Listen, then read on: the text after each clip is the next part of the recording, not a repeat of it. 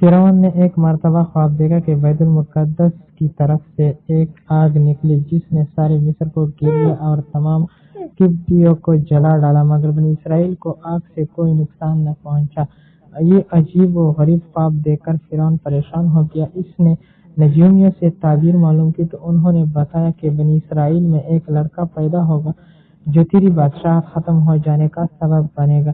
یہ سن کر فرعون نے حکم دیا کہ بنی اسرائیل میں جو بھی لڑکا پیدا ہو اسے قتل کر دیا جائے۔ اس طرح فرعون کے حکم سے 12,000 یا 70,000 لڑکے قتل کر دیے گئے۔ کا اصلی نام کیا تھا؟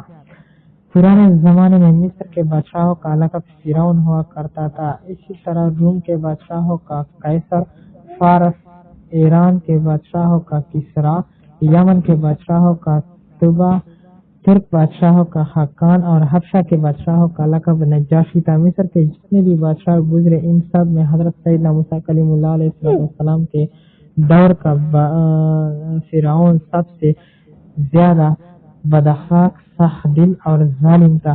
فرعون کا نام ولید بن مصعب بن ریان اور اس کا تعلق قبیلہ قبطیہ سے تھا۔ حضرت سیدنا یوسف علیہ السلام کے دور کے فرعون کا نام ریان بن ولید تھا جو کہ ایمان لے آئے تھے۔ حضرت سیدنا یوسف علیہ السلام اور سیدنا موسیٰ کلیم اللہ علیہ السلام کے دور کے فرعونوں کے درمیان 400 سال سے زیادہ کا فاصلہ تھا۔